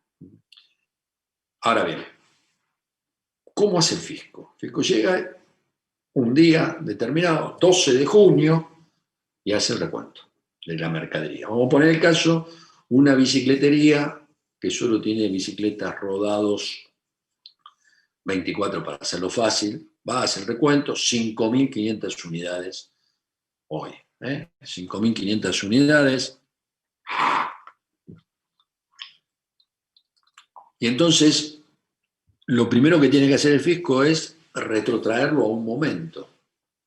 Lo va a retrotraer a la última existencia, registrada o declarada. ¿Por qué digo registrada o declarada? Recuerden que el proceso de determinación de oficio puede tener su origen en que el contribuyente no haya presentado la declaración jurada o la misma resulte impugnable. Entonces, si ya la presentó, va a ser contra la existencia declarada. Pero también podemos estar ante la alternativa que el contribuyente todavía no presentó la declaración jurada. Y por eso estamos haciendo el relevamiento por parte del fisco para tener la obligación tributaria en forma presunta. Por eso van a ver ustedes que en el 18C la norma habla de existencia declarada o registrada. Ese es el fundamento. Entonces, viene el fisco, hizo un recuento 5.500. 5.500 y quiero retrotraer al 31 de diciembre del 2020. ¿Y cómo hago para retrotraer? Si yo estoy parado acá en junio, pide el fisco la información de compras y ventas. Compras y ventas que van desde el 1 de enero del 2021 al 12 de junio del 21. Esas compras y ventas, para yo llevar la existencia 5.500 al 31 de diciembre, las compras, cuando yo estoy de diciembre a junio, sumo las compras, las ventas restan. Si yo quiero hacer la ecuación al revés, las ventas van a sumar y van a restar las compras. ¿Está bien? Y acá, la información, les doy un dato, quiero que a ver si todos me ayudan. Supongamos que las compras son 12.200 pesos, las ventas 14.000. Para hacer un número. Entonces, ahora yo parto de 5.500, más las ventas, menos las compras, más las ventas, más 14, menos las compras, 12.200. Eso me tendría que dar, si no me equivoqué, 7.300 unidades al 31 de diciembre. Y entonces, al 31 de diciembre se pueden abrir 3 alternativas en la medida en la cual exista diferencia de inventario. La primera alternativa, me paré, puse 7.300. Vamos a empezar con la primera, que el contribuyente haya declarado 6.300 unidades. Ahí hay una diferencia de 1.000. Ese es el único caso donde se aplica el 18C. Y ahora vamos a ver por qué.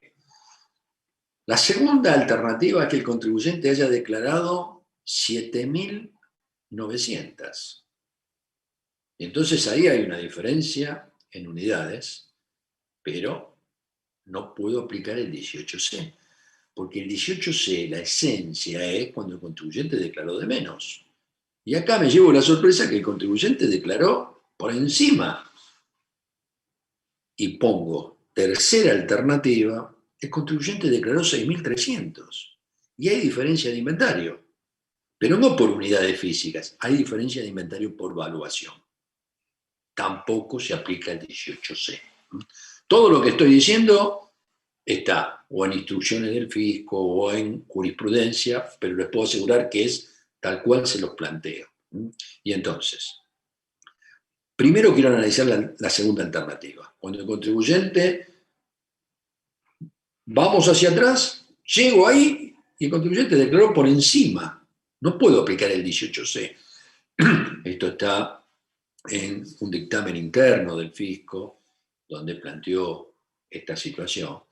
Si se da esto, el fisco toma por bueno lo que declaró el contribuyente, los 7.900, toma por bueno las compras, el recuento que hizo el fisco junto al contribuyente de 5.500 y lo que está mal son las ventas. El fisco hace toda esa composición y dice, mire, si usted tenía 7.900 unidades, compró 12.200 y ahora quedan 5.500, usted no vendió 14, vendió 14.600. Y hace ajuste en el impuesto al valor agregado de los meses enero, febrero, marzo, abril, mayo y junio en el IVA. ¿Y cómo lo hace? En proporción a lo que declaró el contribuyente. Tiene 600 bicicletas sobre las 14.000. ¿Cuántas bicicletas en enero? En enero, el Día de Reyes, se vendieron 2.500 bicicletas. Bueno, estas 600 se proporcionan a enero haciendo así, 600 por 2.500 dividido 14. Y eso es lo que, de las 600, cuánto van a ajustar a enero, y así sigo haciendo en proporción hasta junio. La suma de las operaciones en unidades declaradas por el contribuyente me da 14.000, yo tengo que estas 600 proporcionarlas en función de esas operaciones. ¿Qué pasa con la alternativa 3? La alternativa 3, gran discusión. Antes no decía la norma unidades físicas, solo hablaba de diferencia de inventario, pero la jurisprudencia puso razonabilidad. Vamos a ver que la presunción establece, a partir de la diferencia de inventario, imputar al año anterior, haber detectado la diferencia, se imputa en IVA, en ganancia y en los gravámenes patrimoniales. Y entonces, al hablar de IVA y de internos, también, esto lo dice la norma, IVA, internos, es porque el legislador presupone la existencia de un circuito marginal. ¿Qué es un circuito marginal? Circuito marginal es que el contribuyente tiene bicicletas blancas y bicicletas ocultas. Bicicletas que no las declara porque están en un sistema marginal. Distinto es si el contribuyente al cierre declaró todas las bicicletas, las 6.300, pero las evaluó mal. ¿Cómo se evalúa una bicicleta en ganancias? Voy a la ley de ganancias, artículo 56, inciso A, valor de la última compra, sin S, todas al valor de la última compra. Él, que la última compra la hizo en 100 pesos, puso las 6.300 bicicletas a 60. El fisco viene, detecta eso. ¿Puede aplicar el 18C? No, porque el 18C habla de diferencia de inventario en unidades físicas. Y este no es el caso, esto está mal evaluado. Va a haber ajuste en ganancias y va a haber ajuste en los gravámenes patrimoniales, pero no hay posibilidad de proyectarlo al periodo anterior a IVA y al impuesto internos. Por supuesto, internos siempre y cuando esté alcanzado. No es el caso de la bicicleta. Bien, me queda ahora analizar la pauta legal. Lo que dice el artículo 18, inciso C, habla de la diferencia de inventario. Ahora vamos a ver cómo se retrotrae.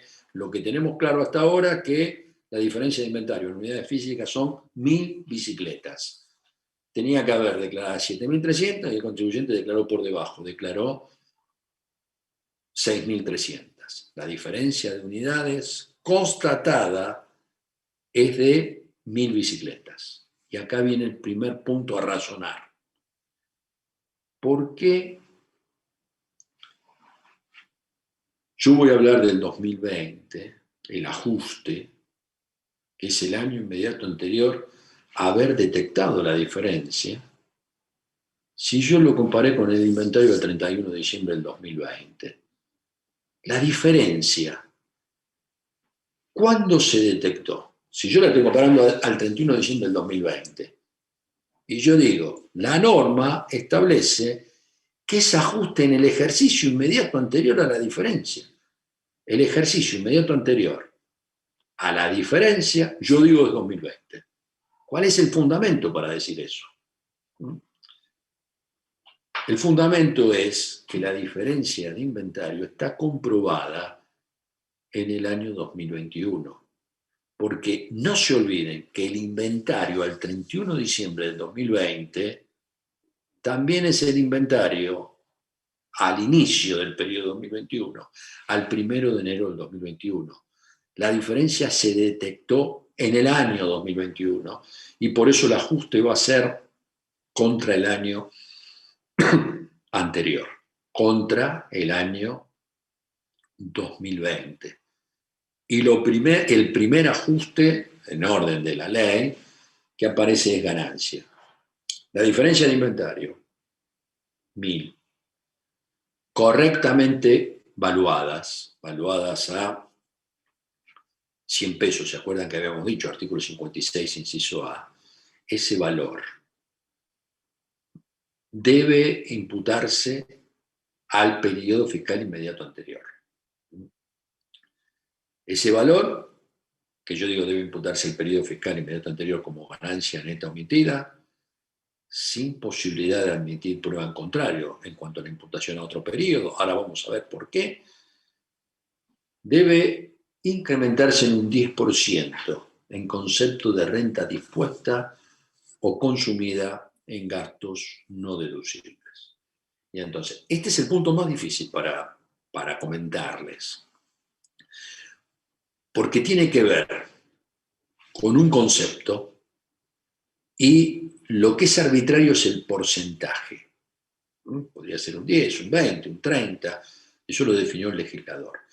Pero siempre, en todas las presunciones, cuando se parta de un bien para proyectar,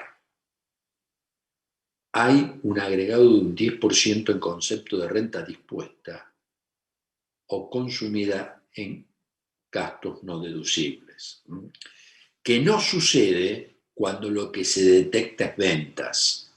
¿Por qué? Porque cuando se detectan ventas, los ingresos, las ventas, con la utilidad tienen una relación directa. Si el contribuyente omitió 1.000.000 de pesos, todo ese millón es ganancia. ¿Bien? Ahora, más de 1.000.000, ¿no? Porque los ingresos que le detectamos es 1.000.000. Ahora, si el contribuyente lo que ocultó son bicicletas, mercadería para él, eso no es el ingreso.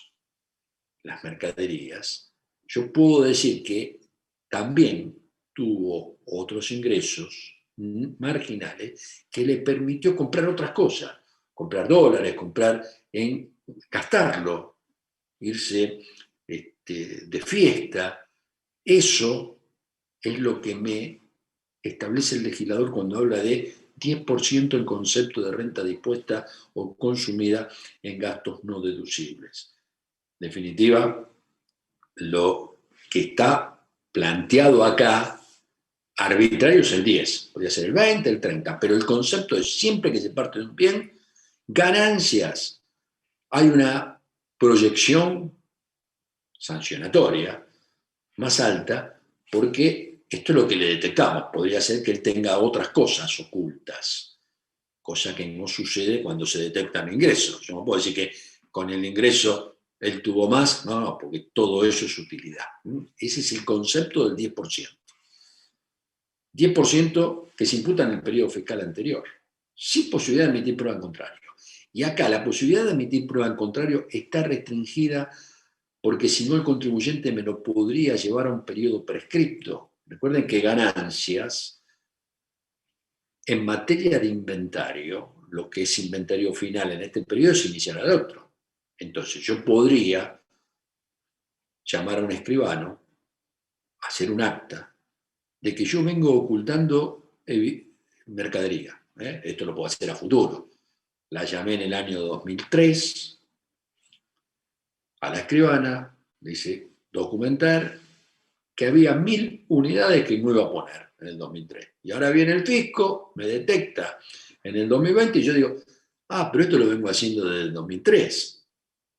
Y como son 1.000 unidades siempre, hay que tomarlas al inicio y al cierre, las 1.000 unidades.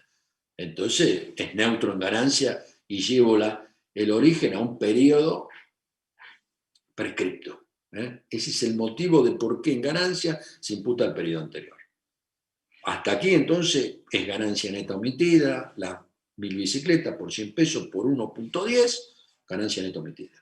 Y en el IVA, lo que la norma me obliga es que esas 1.000 bicicletas las ponga en función al coeficiente de rotación declarado o registrado por el contribuyente. ¿Cuál es el coeficiente de rotación? La cantidad de bicicletas vendidas en el año anterior sobre la existencia que él declaró. Recuerden que él declaró 6.300 bicicletas. Vamos a hacerlo fácil. Vamos a suponer que las ventas de las bicicletas en el año fueron 12.600. Entonces, coeficiente de rotación 2. Yo ahora vengo con 1.000. ¿Cuántas van a ser las ventas omitidas en el año anterior 2.000. La multipliqué por el coeficiente de rotación. Y esas 2.000 bicicletas las tengo que proporcionalizar en función de lo que el contribuyente declaró o registró en el año anterior. Así se proyecta el ajuste en débito. Ajuste en débito fiscal. La ley me dice claramente, el impuesto en estas condiciones no genera crédito fiscal. ¿Qué significa eso?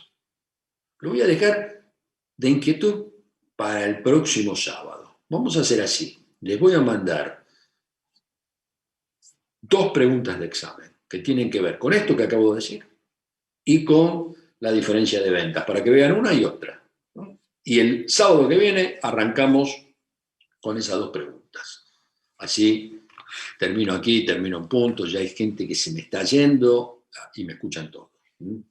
Les agradezco la presencia, cualquier duda o consulta estoy a su disposición.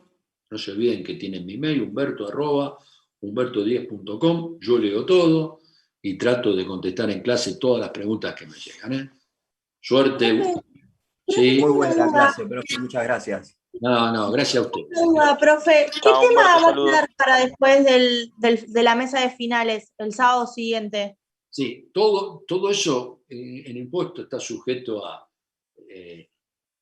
yo voy a tratar de elegir los temas más importantes. La clase después del examen, voy a dar clase y voy a ver qué tema elijo. Si me lo quieren proponer, a mí todos los temas de impuestos me gustan. Monotributo, ganancias, IVA. Me encantaría dar clase de IVA. Uno de los temas que más me gusta Yo a mí como es estoy arrancando, profe, monotributo, son todos los clientes que estoy comenzando, todos monotributistas son casi, así que estaría bueno tener una clase profunda de... Bueno, cómo no. Prometo, vamos a hacer una cosa. Voy a esa clase, voy a dar una partecita de monotributo, otra parte de IVA. Así tengo la posibilidad de que ustedes me pregunten lo que quieren durante la clase. ¿Está bien? Bueno, muchísimas gracias, profe. Buen fin de Profesor, semana. buenas tardes. ¿Le puedo hacer una consulta personal? O sea, más que nada es de una situación real con respecto a la omisión, o más que nada un error sobre un cálculo del costo de la mercadería del ejercicio. Sí. Bueno, le comento. Yo trabajo actualmente en un estudio contable. La situación es la siguiente. Por un error humano, se tipió mal y se cargó mal el costo de la mercadería vendida en menos. Cuestión que se cerró una posición de ganancias con un impuesto a pagar que no corresponde. Cuestión que el costo debía ser mayor. Está todo esto con una proforma real y demás. Sí. O sea que Entonces, ingresó de menos. ¿cómo? Ingresó de menos impuesto. Claro, el costo se ingresó de menos. Bueno, Cuestión que el impuesto a pagar es alto. Bueno, pero el impuesto a pagar, usted regulariza. Tiene 2 cosas que analizar. Sí. Una es el tema administrativo, ¿no? Sí. En la ley de procedimiento, artículo 49, si yo regularizo antes que el fisco inicie inspección, no tengo sanción. ¿Estamos de acuerdo? Eso está en el artículo 49, primer párrafo. Es eximente de la responsabilidad el hecho de regularizar antes de inicio de inspección. ¿Está bien? Ahora, desde el punto de vista de la ley penal, el contribuyente, si está regularizando por encima del 1.500.000 pesos, tipifica ley penal. Claro, ese es el... Ese eximente de responsabilidad que me da la ley de procedimiento no está en la ley penal. Hasta ahora, antes sí estaba, esta ley cambió en la ley 27430, modificó. Nosotros antes teníamos un artículo 16 de la ley penal que eximía de responsabilidad si el contribuyente regularizaba antes del inicio de inspección. Pero ahora cambió. Okay. Hoy, si yo supero el 1.500.000, vengo, rectifico 1.600.000 de impuestos, estoy tipificando ley penal, evasión simple. En ese punto, tengo que hacer el fisco. El fisco está obligado a iniciarme acción penal. No sé qué es lo que puede hacer. Si no hace nada, estoy bien. Si lo hace, yo creo que la actitud del contribuyente de regularizar antes no tipifica el dolo, la intencionalidad que requiere la ley penal. Yo soy un convencido de eso. Todo aquel que, sin que medie el fisco, viene y rectifica, si nosotros le aplicamos a esa ley penal, que nos queda para el que ni va por el fisco. ¿Está claro? Esa es mi posición. Ok. No es fácil porque yo estoy afuera del fisco. El que está en el fisco dice, no, a mí me manda la norma cuando supera el 1.500.000 a aplicar. Yo digo, bueno, pero ojo que la norma está dentro de un contexto de ley penal. Tiene que haber tributo evadido y todo. Acá el contribuyente al regularizar está demostrando que no tuvo intención. Pero el fisco puede avanzar. Yo creo que ningún juez le va a aplicar. Cuestión es que supera el 1.500.000 por bastante. Y bueno, en realidad deberíamos rectificar, rectificar en menos porque la posición impositiva era menor. En realidad le daba pérdida, si no me equivoco, y se declaró en ganancia. Fue un error humano y se presentó de esa manera. Como la rectificativa siempre tiene que ser en el 5% a la declaración original. A ver, por eso, yo, por lo que entendí, era que el contribuyente tenía que rectificar en más. No hablamos de... No. En menos, esa es la situación, por eso. Porque si es en más, bueno. Por eso yo 2 veces pregunté. El análisis que hice es si el contribuyente tenía que rectificar en más. Si tiene que rectificar en menos, no puede rectificar en menos. Entonces, claro, al no poder rectificar en menos, guárdese todo en un papel de trabajo. Para rectificar en menos hay 2 caminos. El primero es la acción de repetición. Yo me equivoqué, pagué de más. Porque si yo rectifico de menos, porque pagué de más. ¿Está bien? Si yo, a ver, rectificar en menos significa que el contribuyente ha ingresado impuestos. Porque, fíjese usted, si yo puse un quebranto exagerado, yo no necesito rectificar. Directamente el año siguiente, en lugar de computarme este quebranto que está mal, me computo el que corresponde y listo. El día que viene un inspector, muestro los papeles de trabajo y se terminó la cuestión. ¿Ese es el caso? Claro, o sea, no, el tema es que, bueno, si tengo que repetir, como dice usted, el cliente no tiene el... A ver, discúlpeme, ¿quién me está hablando? Gustavo. Todavía no sé qué es lo que pasó con tu caso. ¿Está bien? Explícame. ¿Le puedo mandar un mail? Sí. Así por las dudas. Yo para todos los que están escuchando. Tipió mal el costo, No me interesa que lo sepa. Ok. El impuesto se puede dar. Yo puedo haber determinado un impuesto de 100 y ser 3 millones. Ese caso ya lo planteé, que es el tema de que si yo rectifico 3 millones, antes de la inspección no tengo sanción administrativa, no me pueden aplicar conducta omisiva, artículo 49, primer párrafo, sí me pueden aplicar ley penal. Tengo otra posibilidad, que yo haya declarado un quebranto de 5 millones de pesos, que no lo es. Mi alternativa práctica es, cuando presento el año siguiente la declaración jurada, no me computo los 5 millones, me computaré de quebranto lo que realmente tengo. 600.000 pesos, me computo eso. No hay más alternativa. La otra es que yo haya pagado 3 millones de pesos. Y me doy cuenta que no tenía que haber pagado 3, que lo que tenía que haber determinado como impuesto era 100.000. Eso no lo puedo cambiar, no se puede cambiar. No me dejan presentar una rectificativa a mi favor. Si lo hago, no tiene trascendencia. El fisco no la toma. Ahora, técnicamente, cuando yo he pagado un impuesto de más, tengo 2 caminos. El técnico, 81, hacer la acción de repetición. Presento una rectificativa, pero va acompañada con la acción, el reclamo de la acción de repetición que está en el 81. Ese es el camino técnico, pero hay un camino práctico, que la verdad es algo que dijo alguien hace mucho tiempo, alguien que yo quiero mucho, salió con esto de la teoría de las correcciones simétricas, empezó cuando él lo dijo, muchos decían, no. Bueno, hoy se admite que es la corrección simétrica, es la posibilidad que el contribuyente, esto que ingresó de más, lo ponga en un papel de trabajo y en un impuesto posterior cualquier impuesto, puede ser IVA, siempre dentro del impuesto nacional, el contribuyente deje de ingresar el impuesto en esa medida. El día que viene el inspector está obligado, esto está en el artículo 81, anteúltimo párrafo de la ley de procedimiento. Se llama la teoría de las correcciones simétricas. La posibilidad, cuando yo ingrese de más, luego ingresar de menos, y el fisco está obligado a tenerlo en cuenta. ¿Está bien? Ok, Igual, Gustavo, mándame el mail. Yo okay, sí. la posibilidad de analicé las 3 posibilidades. Más no hay, pero si vos... Sí, no. Igual me quedó claro. Plantéamelo claro, ¿no? Por favor. Sí, lo planteo Humberto, claro. ¿cómo andás? Muchas Buen gracias. día. Es la última opción la que dijiste, la que él quería escuchar. Hola, Virginia, ¿cómo estás? ¿Cómo andás? ¿Todo bien? Bien. Es esa, Gustavo, porque vos dijiste que el costo estaba mal y les daba un quebranto y pagaron impuesto por encima de 1,5 millones, es lo que entendí. Exacto.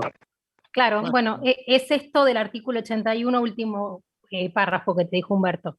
Sí, hay mucha... mira, yo no te aconsejo hacer la acción de repetición, no te aconsejo. Lo que te aconsejo es lo que vos pagaste de más, tenerlo para... Esto me lo podés hacer en un anticipo, ¿eh? ¿Está bien? Pero vos sí podrías ya pedir la reducción de anticipos. Porque vos en anticipo se te va a calcular sobre un impuesto que no es real. Sí, la pedimos. Bueno, ya tenés una a favor. Y después la otra es, cuando te dé impuesto el año que viene, dejá de pagar por lo que pagaste de más.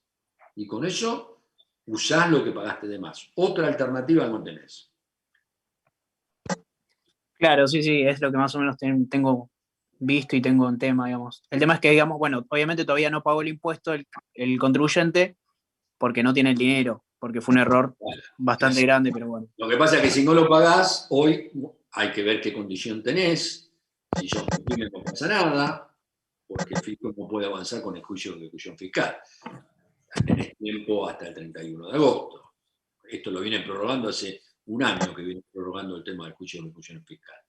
Pero si estuviéramos en un proceso normal, vos una vez que presentás la declaración jurada, si no la pagás, el fisco te lo manda a juicio. Y después tenés que pagar con más intereses y todo. Sí, obvio. ¿Qué estás hablando? ¿De ganancias? Ganancias. Bueno, fíjate si podés entrar, porque la resolución 4959 extendió el plan de la 4057. ¿Sabés eso? Sí. Sí, tengo varias cositas vistas, pero... ¿Cómo? Tenés por lo menos la posibilidad de pagarlo en cuotas. Sí. Pero bueno, lo voy a terminar. Igualmente ahora le voy a mandar un mail detallando toda la situación por si se me escapa algo en este momento. Pero bueno. Ok, bueno, suerte. Gracias. Chao, Humberto, Gracias. suerte. Un placer, Más de 100 besos. personas. Saludos. Gracias, profe. Chao, Humberto, Hasta saludos. luego. Profe.